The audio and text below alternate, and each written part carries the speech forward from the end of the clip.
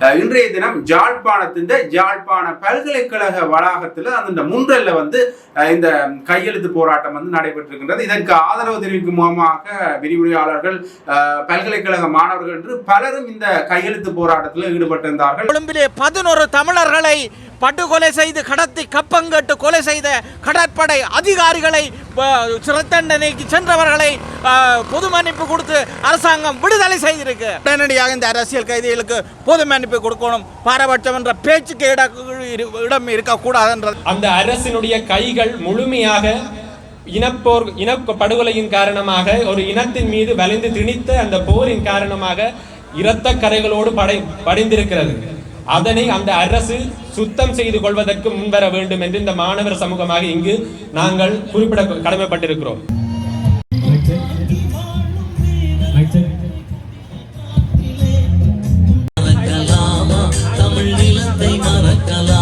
நடந்த போர்க்குற்ற விசாரணைகள் நடத்தப்பட வேண்டும். இது வெளியே விசாரணைகள் மூலமாக நடத்தப்பட வேண்டும் என்கின்ற பல தீர்மானங்கள் நிறைவேற்றப்பட உள்ளதாக தகவல்கள் வந்திருக்கு. இந்த தமிழர்கள் தொடர்பான பிரச்சனையும் இந்த பிப்ரவரி 24ஆம் தேதி எடுத்துக்கொள்ளப்பட இருக்கின்றது. அதற்கு இலங்கை சார்பாக என்ன விடயத்தை கொண்டு வர போகிறார்கள் என்று பார்த்தீங்கன்னா, ஒரு சிறப்பு அறிக்கையை தயாரிப்பதாக அன்பு தரப்பிலிருந்து செய்திகள் வெளியாக இருக்கின்றது. மிகவும் பொய்யான குற்றச்சாட்டுகளை சொல்லி வைத்தியர் ராமநாதன் அவர்கள் மிகவும் மோசமான முறையில் என்னை வாயை மூடு என்ற அளவுக்கு அநாகரிகமான வார்த்தைகளை பயன்படுத்தி அதனை தடுத்து நிறுத்தியதன் விளைவுகள் இது போன்ற விளைவுகளாகத்தான் இருக்கும். பெரும் அனர்த்தத்துக்கு நம்மை தள்ளிவிட்டிருக்கின்றோம். இல்லாவிட்டால் நாங்கள் அந்த மாவட்ட அபிவிருத்தி குழுவில் கதைத்த விடயங்கள் இன்று மக்கள் விரும்புவதில் சட்டமாயிருக்கும். இவற்றுக்கு அர்ஜுனன் ராமநாதன், அதாவது டிக்டாக் எம்பி, என்ன பதில் சொல்ல போகிறார் என்ற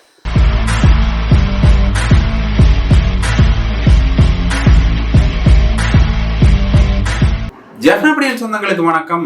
இந்த கிளீன் ஸ்ரீலங்கா என்ற விடயம் ஒரு ஆண்மையில பேச்சு பொருளாக இருக்க விடயமாக இருக்குது. அதுல முக்கியமாக அவர்கள் கூறிய விடயம் என்று பார்த்தீங்கன்னா, இந்த ஊழல் லஞ்சமற்ற நாடாக இலங்கையை உருவாக்க வேண்டும், அதுதான் கிளீன் ஸ்ரீலங்கா, நாட்டை தூய்மைப்படுத்துவோம் என்கின்ற பொருள்ல தான் அவர்கள் இந்த கிளீன் ஸ்ரீலங்கா என்கின்ற ஒரு புதிய விடயத்தை அறிமுகப்படுத்தி இருந்தார்கள். அதுலேயும் வேறு விடயங்களும் அதில் உள்ளடக்கப்பட்ட, அதில் மிகச்சிறிய விடயங்களாக பார்க்கப்படுற விடயங்கள்ல இந்த வாகனங்கள்ல தேவையற்ற உதிரிப்பாகங்கள், வாகனங்களுக்கு செப்பரேட்டாக இணைக்கப்படுகின்ற இந்த தேவையற்ற பாகங்கள் அகற்றப்பட வேண்டும். இது விபத்துக்களை ஏற்படுத்தும் என்ற காரணத்தால் அகற்றப்பட வேண்டும் என்று அந்த பாகங்களும் இப்ப அகற்றப்பட்டு கொண்டிருக்கு. அந்த வாகனங்கள்ல, குறிப்பாக ஆட்டோக்கள்ல, அது மட்டும் இல்லாமல் தேவையற்ற பஃபர்கள் பூட்டியிருப்பார்கள் கனரக வாகனங்கள்ல, அதுகள் எல்லாம் இப்ப அகற்றப்பட்டு கொண்டே இருக்கின்றது. அதே மாதிரியான பாணியில இன்னொரு விடயம் சமூக வலைத்தளங்கள்ல ஒரு மீம்ஸ் பாணியில ஒரு கேளிக்கையான விடயமாக, ஒரு கேலி சித்திரமான விடயமாக மாறி இருக்கு. அது என்ன விஷயம் என்று பார்த்தீங்கன்னா, இந்த வாகன சாரதிகள், அந்த வாகன ஓட்டுநர்கள் தாடி மீசை போன்றவற்றை எடுத்துவிட்டு கிளீனாக இருக்க வேண்டும், இதுதான் கிளீன் ஸ்ரீலங்கா என்று ஒரு மீம்ஸ் பாணியிலையும் சமூக வலைதளங்களில் போய்கொண்டிருக்கு. உண்மையிலேயே இது நடைமுறைக்கு வருமா என்று கூட தெரியாது. ஆனால் இந்த மீம்ஸ் இப்ப பரவலாக இருக்கின்றது. இது ஒரு கேளிக்கையான செய்தியாக பார்க்கலாம். அடுத்தாக இன்னொரு விடயத்தை பார்த்தீங்கன்னா, இந்த கையெழுத்து போராட்டம், அரசியல் கைதிகளை விடுதலை செய்வது தொடர்பான கையெழுத்து போராட்டத்தை போராளிகள் நலன்புரி சங்கத்தால கிளிநொச்சி, முல்லைத்தீவு போன்ற பல இடங்கள்லையும் மேற்கொண்டு வந்தவை. அந்த வகையில இன்றைய தினம் யாழ்ப்பாண பல்கலைக்கழக வளாகத்தில் அந்த முன்றல்ல இந்த கையெழுத்து போராட்டம் நடைபெற்றிருக்கின்றது. இதற்கு ஆதரவு தெரிவிக்கும் முகமாக விரிவுரையாளர்கள், பல்கலைக்கழக மாணவர்கள் என்று பலரும் இந்த கையெழுத்து போராட்டத்தில் ஈடுபட்டிருந்தார்கள். மக்களிடையேயும் மாணவர்களிடையேயும் இந்த கையெழுத்தை சேர்க்கின்ற பணியும் உண்மையிலேயே அங்க விமர்சையாக நடைபெற்றிருந்தது. இந்த விடயமும் மக்களுடைய பாராட்டை பெற்றிருக்கின்றது. அந்த அரசியல் கைதிகள் விடுதலை என்றது இந்த தமிழ் மக்கள் பலகாலமாக முன்வைக்கின்ற ஒரு அங்கீகரிக்கப்பட வேண்டிய விடயமாக பார்க்கப்படுகின்றது. ஆகவே இந்த போராட்டம் மக்களிட பாராட்டையும், குறிப்பாக வடகிழக்கு மக்களிட பாராட்டை பெற்றிருக்கு.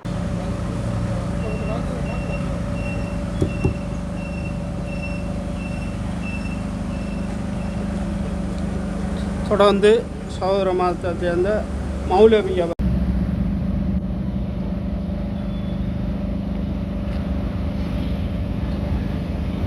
அப்ராம் சார் அவர்களை சிறு உரையாற்றமாக என்பது.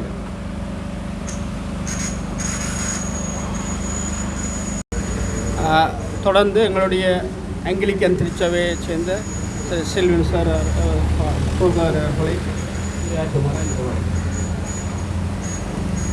இந்நேர வணக்கம். அடிப்படையாக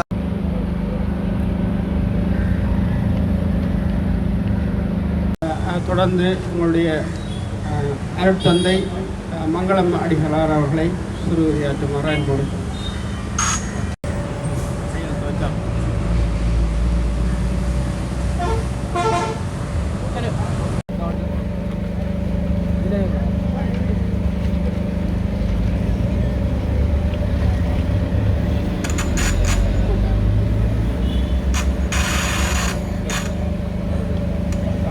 சார்பாக திரு விந்தன் அவர்கள்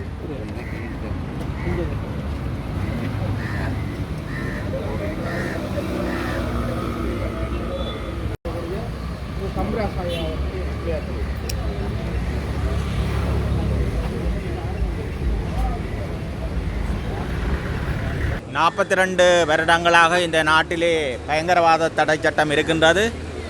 அந்த பயங்கரவாத தடை சட்டத்தின் ஊடாக இந்த நாட்டிலே நடாத்தப்பட்ட 30 வருட யுத்தத்திலே பல்லாயிரக்கணக்கான தமிழ் மக்கள் கொல்லப்பட்டிருக்கின்றார்கள். கிட்டத்தட்ட இலங்கை நாட்டிலே மாறி மாறி ஆட்சி செய்த அரச நிர்வாகத்தாலும் அரச படைகளாலும் கடத்தப்பட்டது அல்லது கொல்லப்பட்டது என்று சொல்லப்படக்கூடிய பத்திரிகையாளர் வரிசையிலே பார்த்தால் நிச்சயமாக 42க்கு மேற்பட்ட ஊடகவியலாளர்கள் கொல்லப்பட்டிருக்கிறார்கள்.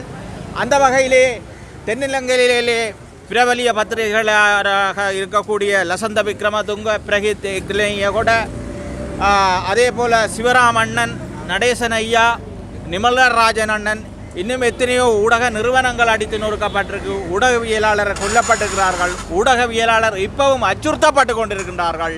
இந்த ஆட்சி வந்தும் கூட இந்த அடக்குமுறைகள் தொடர்கிறது. இந்த கடந்த 14 வருடத்துக்கு முன்பு நிறைவு பெற்ற யுத்தத்திலே அதாவது கைது செய்யப்பட்டு இன்று வரைக்கும் 30 வருடங்களுக்கு மேலாக தடுத்து வைத்திருக்கக்கூடிய அரசியல் கைதிகளுக்கு இன்று வரைக்கும் பொது மன்னிப்பில்லை, விடுதலை இல்லை. ஆனால் திருவோணமலையிலே 5 மாணவர்களை கடத்தி கொலை செய்து குற்றவாளிகள் என்று நீதிமன்றத்திலே தண்டனை விதித்து குற்றம் தீர்க்கப்பட்டு சிறையில் அடைக்கப்பட்ட கடற்படையினருக்கு பொது மன்னிப்பு கொடுத்திருக்கிறது கடந்த அரசாங்கங்கள். அதே போல கொழும்பிலே 11 தமிழர்களை படுகொலை செய்து கடத்தி கப்பங்கட்டு கொலை செய்த கடற்படை அதிகாரிகளை சிறை தண்டனைக்கு சென்றவர்களை பொது மன்னிப்பு கொடுத்து அரசாங்கம் விடுதலை செய்திருக்கு. அண்ணன் அதாவது மாமனிதர் ஜோசப் பராசை சிங்கம் ஐயா அவர்களை கொலை செய்தவர்களை பொது மன்னிப்பு கொடுத்து விடுதலை செய்திருக்கின்றது. அதே போல மாமனிதர் ரவிராஜ் அவர்களை படுகொலை செய்தவர்களை பொது மன்னிப்பு கொடுத்து விட்டிருக்கின்றது அரசாங்கம். அதே போல மிரிசுவில் படுகொலை 8 பேரை விறகு வெட்ட சென்றவர்களை கொன்றவர்களை இன்றைக்கு அந்த அரசாங்கங்கள் பொது மன்னிப்பு கொடுத்து விடுதலை செய்திருக்கின்றது. ஆனால் தமிழன் என்ற ஒரே காரணத்துக்காக 30 வருஷமாக இங்கே இனவாதம் பார்த்து, மதவாதம் பார்த்து, பிரதேசம் பார்த்து அந்த தென்னிலங்கையிலே மாறி மாறி ஆட்சி செய்த அரசாங்கங்கள் தமிழன் என்ற ஒரே காரணத்துக்காக பாரபட்சம் காட்டி இன்றைக்கு 30 அதாவது 10 அரசியல் கைதிகள் இன்றைக்கும் தொடர்ந்து தடுத்து வைக்கப்பட்டிருக்கிறார்கள். அந்த வகையில் இன்றைக்கு போராளி நலம்புரி சங்கம் இன்றைக்கு கையெழுத்து வேட்டையிலே வடக்கு கிழக்கிலே இறங்கி இருக்கிறது. இந்த கையெழுத்து வேட்டை ஒரு பெரிய செய்தியாக இந்த அரசாங்கத்துக்கு இருக்க வேண்டும். சர்வதேசத்துக்கும் இந்த செய்தி போக வேண்டும். இந்த அரசாங்கம் உண்மையிலே ஒரு நீதியாக நடக்குமென்றால், பக்கசார்பில்லாமல் நடக்குமென்றால், கொல்லப்பட்ட அனைத்து ஊடகவியலாளர் இதே கொன்றேன் என்று ஒருவர் சாட்சி சொல்லி இருக்கின்றார். இன்றைக்கு அதை வெளிக்கொன்ற முடியுமா? லலித் விக்ரமதுங்கவை கொன்றவரை கொன்ற முடியுமா? நடேசன்னை கொன்றவரை வெளியிலே கொன்ற முடியுமா? சிவராமண்ணை கொன்றவரை, நிமல்ராஜன் அண்ணை கொண்டவர்களை இங்கே ஊடக நிறுவனங்களில் அடிக்கு தமிழ் ஊடகவியலாளர் வீதி வீதியாக கொல்லப்பட்டார்களே, கடத்தப்பட்டார்களே.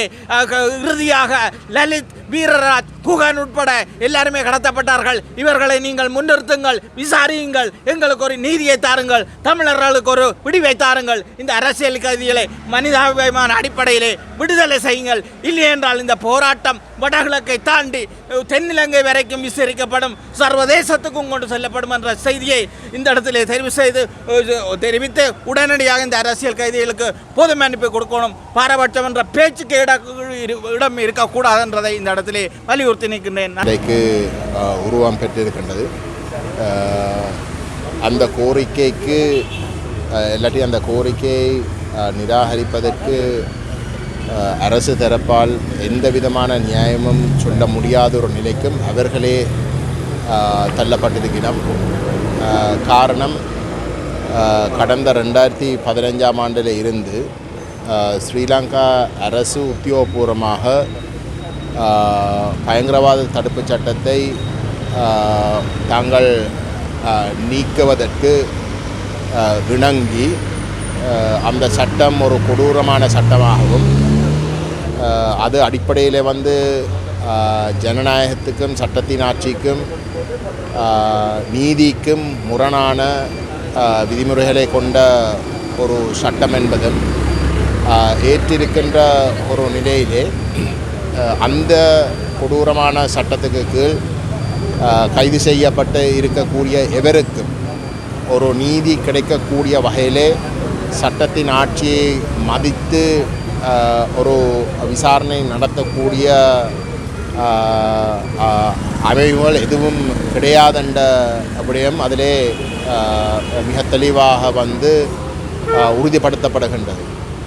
ஆகவே அவ்வகையான ஒரு நிலைமையை ஸ்ரீலங்கா அரசே ஏற்றுக்கொண்ட ஒரு நிலையிலே தொடர்ந்தும் அந்த அரசியல் கைதிகள் விடுதலை செய்யாமல் இருப்பதை எக்காரணம் கொண்டும் நியாயப்படுத்த முடியாது. அந்த அந்த செயல்பாடுகள் தொடர்ந்தும் நிப்பாட்டப்படுவதற்கு எடுக்கின்ற இந்த முயற்சி மிகவும் ஒரு முக்கியமானதாகவும் இந்த முயற்சிக்கு அனைத்து தரப்புகளும் எந்த விதமான தயக்கமும் இல்லாமல் தங்களுடைய ஆதரவை செலுத்தி கொண்டிருக்கிறார்கள் என்பதை நாங்கள் இந்த இடத்துல சுட்டிக்காட்ட வேண்டும்.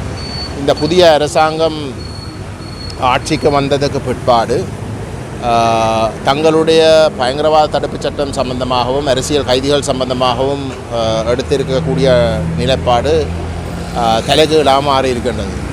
இந்த தேர்தல் நடைபெறுவதற்கு முன்பதாக, ஜனாதிபதி தேர்தல் நடைபெறுவதற்கு முன்பதாகவும் பாராளுமன்ற தேர்தல் நடைபெறுவதற்கு முன்பதாகவும் பயங்கரவாத தடுப்பு சட்டம் நீக்கப்பட வேண்டும், முற்றுமுழுதாக நீக்கப்பட வேண்டுமாகவும் அந்த பயங்கரவாத தடுப்பு சட்டத்தை திருத்தி எதையும் சாதிக்க முடியாதென்ற கருத்தை வலியுறுத்தி இருந்த ஒரு நிலையிலே தேர்தல் முடிவடைந்ததுக்கு பிற்பாடு தலைகீழாக மாறி பயங்கரவாத தடுப்பு சட்டம் அவசியம் என்ற விடயத்தையும் அதை நடைமுறைப்படுத்துவதிலே தவறுகள் கடந்த காலங்களிலே நடைபெற்றிருக்கிறதே தவிர சட்டம் பெரிய அளவில் தவறாக இருக்கிறதாக சொல்ல முடியாது என்பதும், அந்த நடைமுறை செய்வதிலே தங்களுடைய அரசாங்கம் சரியான வகையிலே அதை நடைமுறைப்படுத்துவதற்கு உரித்த தரப்புகளை கட்டுப்படுத்துவதாகவும் தான் அவர்கள் இப்பொழுது சொல்லிக் கொண்டிருக்கிறார்கள்.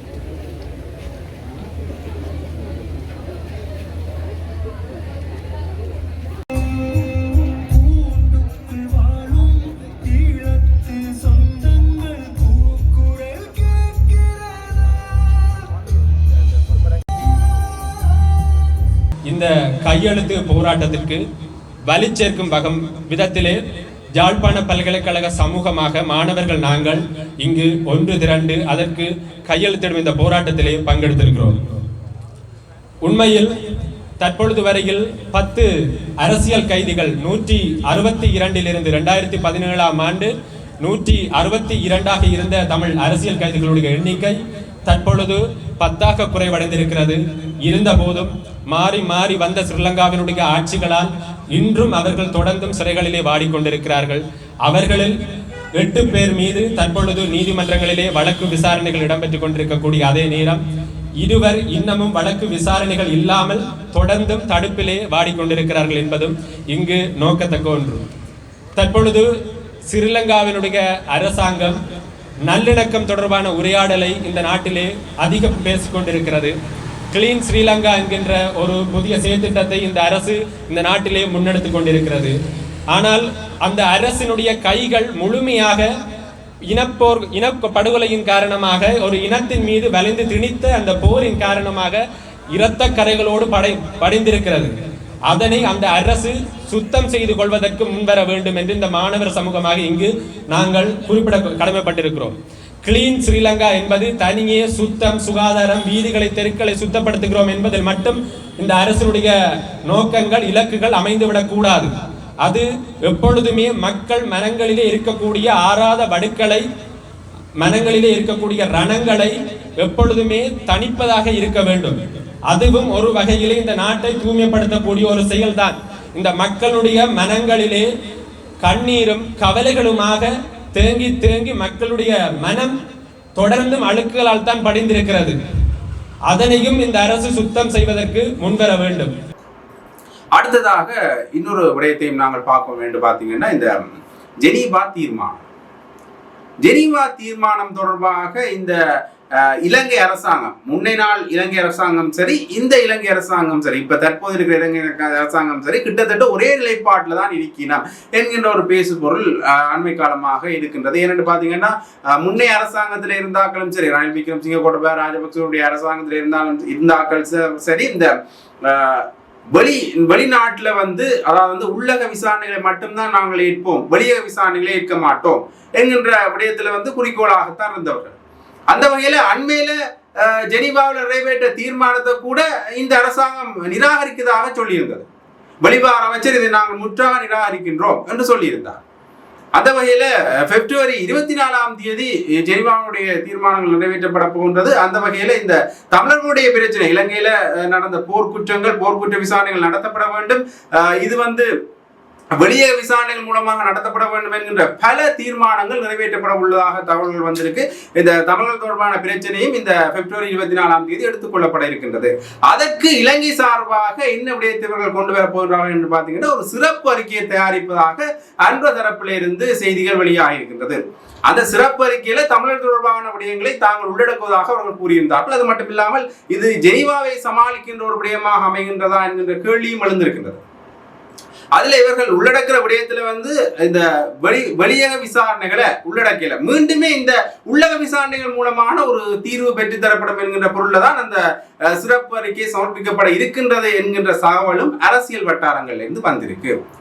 உண்மையிலேயே இது இந்த ஜெனீவாவை சமாளிக்கிற ஒரு தீர்மானமாக தமிழ் மக்கள் பார்த்த அதே நேரத்துல அன்று அரசாங்கத்தின் மேல ஒரு அதிருப்தியும் ஏற்பட்டிருக்கு. இது இப்படி இருக்க இன்னொரு பெரிய விடயமும் வெளிவந்திருக்கு. என்ன பாத்தீங்கன்னா, இந்த தமிழர்களுடைய நிலங்கள்ல சிங்களவர்களை மீண்டும் குடியமர்த்துதல். இந்த 1980க்கு முற்பட்ட காலப்பகுதிகளில் இந்த போர் சூழல் முடிவுக்கு கொண்டு வருவதற்கு முன்னே காலப்பகுதியில என்னென்ன இடங்கள்ல எல்லாம் சிங்களவர்கள் இருந்தார்களோ அந்த இடங்கள்ல மீண்டும் அந்த சிங்களவர்களை கொண்டு நிறுத்தக்கூடிய கிட்டத்தட்ட ஒரு ஆக்கிரமிப்பு வடிவிலான ஒரு விடயத்தை அன்று அரசு கொண்டு வர போகின்றது என்கின்ற ஒரு தகவல் ஒன்று வெளியாகிருக்குது. ஜாழ்ப்பாண பிரதேச செயலகங்கள்ல எந்தெந்த இடங்கள்ல அந்த குறிப்பிட்ட காலப்பகுதியில சிங்களவர்கள் இருந்தார்கள் என்கின்ற விடயம் சேகரிக்கப்பட்டு கொழும்புக்கு அனுப்பப்பட்டிருக்கின்றது.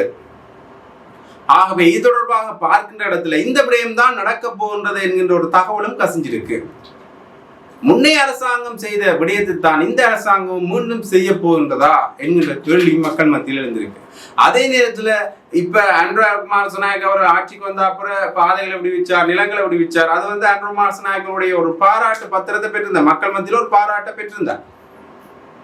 இருந்தாலும் கூட இவர் செய்யற இந்த விஷயம் இப்ப மக்கள் கொஞ்சம் இலகு நிலைக்கு வந்திருக்கிற அந்த நேரத்துல வெளியக புறக்காணிகளால தமிழர்களுடைய நிலங்கள் ஆக்கிரமிக்கப்பட மாட்டாது என்கின்ற ஒரு உறுதிப்பாடு அல்லது ஒரு நம்பிக்கையில மக்கள் வந்திருக்கிற அதே நேரத்துல அன்ருகுமார் திசாநாயக்கனுடைய இந்த விடயம் இந்த அவருடைய ஆட்சி நடக்கிற இந்த விடயம், அதாவது முன்னைய காலப்பகுதியில சிங்களவர் எங்கெங்கு இருந்தார்களோ அந்த இடத்துல மீண்டும் சிங்களவரை குடியேற்ற இந்த விடயம் தமிழ் மக்கள் மத்தியில் ஒரு அதிர்ச்சி அலையை ஏற்படுத்தி இருக்கின்றது.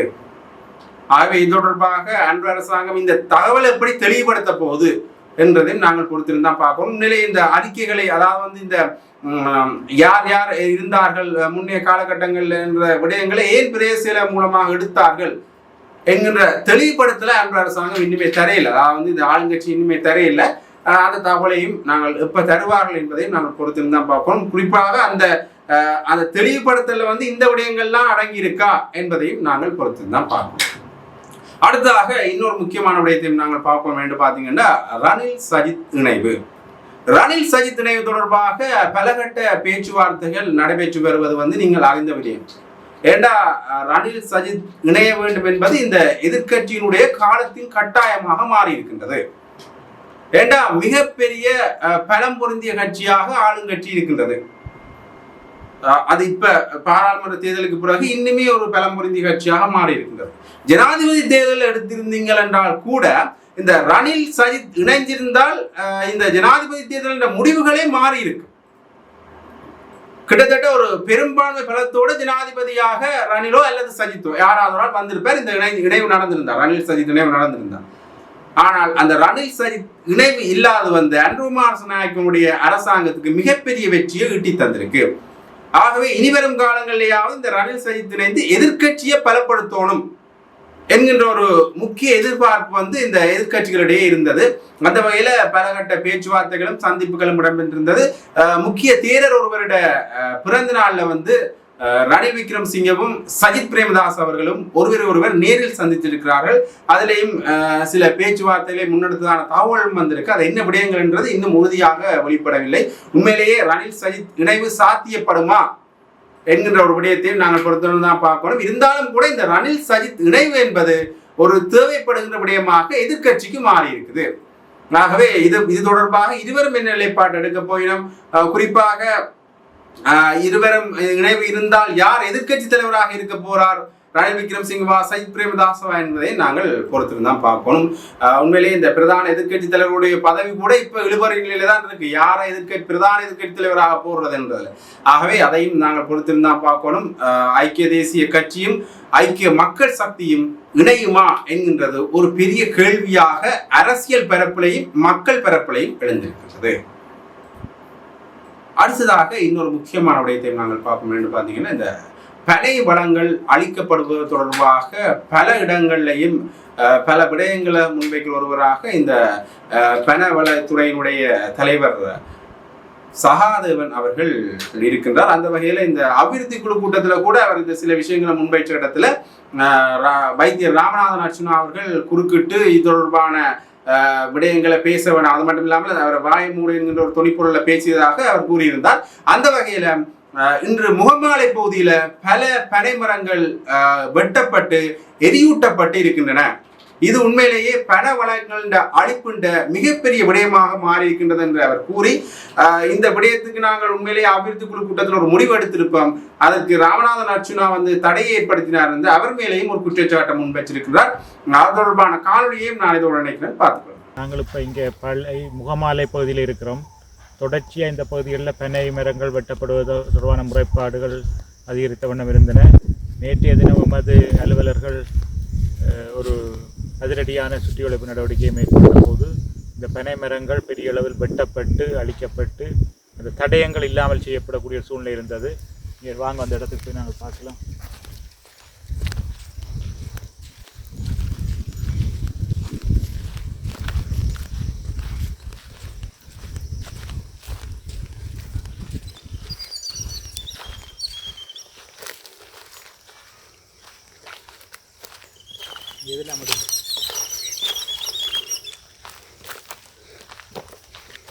இங்கே பாருங்கள், இந்த பனை மரங்கள் உண்மையில் கற்பதரு என்று சொல்லப்பட்ட இந்த பனை மரங்கள் இங்கே வெட்டப்பட்டு அழிக்கப்பட்டு அந்த தடயங்கள் அழிக்கப்படக்கூடிய மாதிரி எரிக்கப்பட்ட சூழ்நிலையில் இருக்கின்றது. பல மரங்கள் வெட்டுவதற்காக எரித்திருக்கின்றார்கள். கிட்டத்தட்ட இந்த அடிமரங்கள் எல்லாம் எடுத்து காட்டுங்க.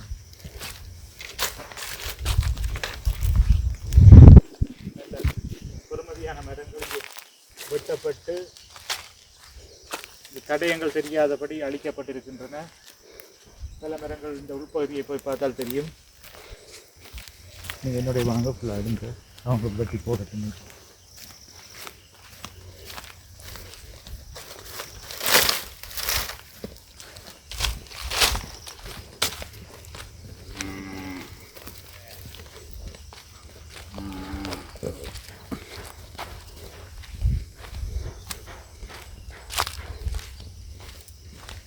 உண்மையில் இங்கே பாருங்கள், இந்த இதெல்லாம் எடுங்க தம்பி பாருங்கள், எல்லா இடமும் இந்த தாறு மாறாக ஒரு அந்த நீதிமான் பனையை போல் செழித்து வளருவான் என்று சொல்லப்பட்டிருக்கு. இங்கே இந்த நீதிமான்கள், அந்த நீதி உள்ளவர்கள் வெட்டி சாய்க்கப்பட்ட மாதிரி இந்த பனை மரங்கள் அழிக்கப்பட்டிருக்கின்றன.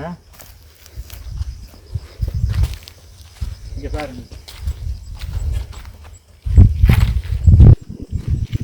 இதே மட்டும் வெட்டி பிரிக்கப்பட்ட அடையாளங்கள் ஜூம் பண்ணியிருக்காரு.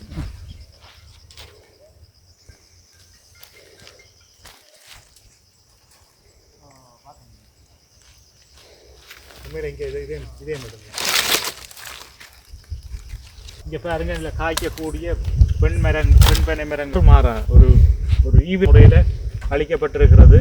இந்த இடம் கிளிநொச்சி மாவட்டத்தில் பச்சிலைப்பள்ளி பிரதேச செயலாளர் பிரிவில் முகமாலை என்ற இடத்துல ஒரு மோசமான யுத்தம் நடந்து அந்த நேரங்களிலும் பனை மரங்கள் அளிக்கப்பட்ட ஒரு மோசமான யுத்தம் நடந்த இடத்தில் இருக்கின்றது.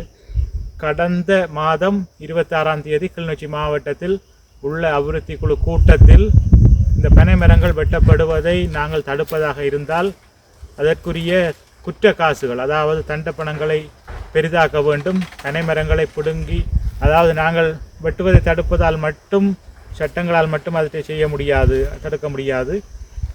தேவையற்ற பனை மரங்களை முழுதாக பிடுங்கி மாற்றிடத்தில் நடுவதற்குரிய திட்டம் இருக்கின்றது. அதற்குரிய நிதி வேண்டும். அதாவது சில மரங்கள் வெட்டினார்களாக இருந்தால் சில மரங்களை நாங்கள் பிடுங்கி நட வேண்டிய தேவை ஒன்று இருக்கிறது. அதற்காக அந்த பேரிணையம், வடமாகாண பனைதன வள கூட்டுறவு சங்கங்கள் பேரிணையம் மற்றும் கௌரவ பெருந்தோட்ட இராஜாங்க அமைச்சர் மற்றும் பிரதி அமைச்சர், இராஜாங்க அமைச்சர் சமத வித்யாரட்ன, பிரதி அமைச்சர் திரு பிரதீப் அவர்கள், கௌரவ பிரதீப் அவர்கள் மற்றும் அபிவிருத்தி குழு தலைவர் ராமலிங்கம் சந்திரசேகரன் அவர்கள் எம்மிடம் வைத்த கோரிக்கைக்கு அமைவாக இந்த பனை மரங்கள் கண்மூடித்தனமாக இந்த முகமாலை பகுதியில் அளிக்கப்பட்டு வருகின்றன. அவற்றை கட்டுப்படுத்துவதற்காக சில சட்ட ஏற்பாடுகளை செய்வதற்காக, இந்த பணத்தை பெற்றுக்கொண்டு நான் கொண்டு செல்வதற்காக அல்ல, மீள்நடுகையை செய்வதற்கான நிதியை அரசு பெற்றுக்கொள்வதற்காகவும் இந்த வெட்டுபவர்களை கட்டுப்படுத்துவதற்காக இந்த சங்கங்கள் கொடுத்த கோரிக்கைக்கு அமைவாக அவர்களுக்கான பனிஷ்மெண்ட்டுக்காக தான் நாங்கள், அதுவும் சட்ட ஏற்பாட்டில் உள்ள விடயத்தை சற்று ஒரு பொருத்தமான நடவடிக்கை, சட்டத்தில் உள்ள தெளிவற்ற விடயங்களை ஒரு தெளிவான முறையில் கொண்டு வருவதற்காக நான் ஒரு முன்மொழிவை செய்யும்போது மிகவும் பொய்யான குற்றச்சாட்டுகளை சொல்லி வைத்தியர் ராமநாதரட்சணா அவர்கள் மிகவும் மோசமான முறையில் என்னை வாயை மூடு என்ற அளவுக்கு அநாகரிகமான வார்த்தைகளை பயன்படுத்தி அதனை தடுத்து நிறுத்தியதன் விளைவுகள் இது போன்ற விளைவுகளாகத்தான் இருக்கும். பெரும் அனர்த்தத்துக்கு நம்மை தள்ளிவிட்டிருக்கின்றோம். இல்லாவிட்டால் நாங்கள் அந்த மாவட்ட அபிவிருத்தி குழுவில் கதைத்த விடயங்கள் இன்று மக்கள் விரும்புவதில் சட்டமாயிருக்கும். இந்த பனை மரங்கள் வெட்டப்பட்டிருக்காது. இவற்றுக்கு அர்ஜுனன் ராமநாதன், அதாவது டிக்டாக் எம்பி என்ன பதில் சொல்ல போகிறார் என்ற ஒரு ஆதங்கம் மக்களிடையே ஏற்பட்டிருக்கின்றது. நான் இன்றும் இந்த இடத்தை விஜயம் செய்திருக்கின்றேன். இன்று மருதங்கணியில் ஒரு 25 பனை மரங்கள் அளிக்கப்பட்ட இடங்கள் சம்பந்தப்பட்ட நடவடிக்கைகள் எடுத்திருக்கின்றோம். தொடர்ந்து முறைப்பாடுகள் வருகின்றன. சட்ட ஏற்பாடு இல்லாமல் தனியே தலைவர் என்ற அதிகாரத்தை வைத்து இதனை செய்ய முடியாது. மிகவும் பொய்யான காரணங்களை சொல்லி எப்படி சொன்னார் என்றால், நான் அந்த பணத்தை எடுத்து நான் அனுபவிக்க போகிறேன், அந்த ஆடு நினைக்கிறது என்று ஓனாய் அழுதுதாம் என்ற மாதிரி அவர் சொல்லார். பிரதேச செயலாளருக்கு அந்த அதிகாரங்கள் இருந்தால் அவர்களை வைத்திருக்கட்டும், இவர் எடுத்து இவருடைய கையில், அப்படி ஒன்றுமே நடக்க வாய்ப்பில்லை. நாங்கள் இந்த அதிகாரத்தை காவல்துறையினரிடம் கொடுப்போம், எமது அபிவிருத்தி உத்தியோகர்களிடம் கொடுப்போம், மாவட்ட அலுவலர்களிடம் கொடுப்போம், மீண்டும் பிரதேச செயலாளருக்கே கொடுப்போம். அதாவது அனுமதி கொடுக்கிறவர்கள் என்ற முறையில் பனை மரங்களை எமது அலுவலர்கள் பார்வையிட்டு இது பெண் மரமா ஆண் மரமா வடலியா, இந்த வேலை பிரதேச செயலாளருக்கு இல்லை, மெண்டேட்டின்படியே இல்லை, இந்த பனை அபிவிருத்தி சட்டப்படி இல்லை. இவர் சும்மா தேவையற்ற குழப்பங்களை ஏற்படுத்தி அந்த அபிவிருத்தி குழுவையை குழப்பி இன்றைக்கு இந்த மரங்கள் அளிக்கப்படுவதற்கு அவர் தான் காரணமாயிருக்கிறார். இது போன்ற விடயங்களை அவர் உண்மையில் என்னத்துக்காக செய்கிறார் என்பதை மக்கள் புரிந்து கொள்ள வேண்டும். தனது சுயநலத்துக்காக, தன்னுடைய விளம்பரத்துக்காக அவர் நல்ல விடயங்களை தடுப்பதில் அவர் மும்முரமாக இருக்கிறார். நான் இந்த 65 நாட்களில் கிட்டத்தட்ட 70 விடயங்களுக்கு மேல் செய்திருக்கின்றேன். அவரை போல் டிக்டாக் போடுவதானே ஒவ்வொரு நாளும் 10 டிக்டாக் எனக்கு போடலும் அப்படி செய்ய போவதில்லை. இவ்வாறான விடயங்களை மக்கள் புரிந்து கொள்ள வேண்டும். இங்கே தம்பி இந்த படங்கள் எடுங்க பாருங்க, இவ்வளவு அலங்கோலம் எங்கட சொத்துக்கள், எங்கட மக்களின் சொத்துக்கள் அளிக்கப்பட்டிருக்கு. அதே நேரத்தில் காணி உரிமையாளர்களுக்கும் ஒரு பாதிப்பு ஏற்படுத்தாத வகையில் நம்முடைய நடவடிக்கைகள் அமைய வேண்டும். அதற்கான ஒத்துழைப்பை அனைவரும் தருகின்றேன். உண்மையில் இவ்வாறான ஒரு விடயத்தை நான் வன்மையாக கண்டிக்கின்றேன். அடுத்த சந்ததிக்கு செல்ல வேண்டிய நம்முடைய வளங்கள் எமது கண்முன்னே அளிக்கப்படுவதை இவ்வாறு அர்ஜுனன் போன்றவர்களின் கருத்துக்கள் மடக்கி முறியடித்து வருகின்றன. அது தொடர்பாக மக்கள் விழிப்பாக இருக்குமாறு கேட்டுக்கொள்கிறேன்.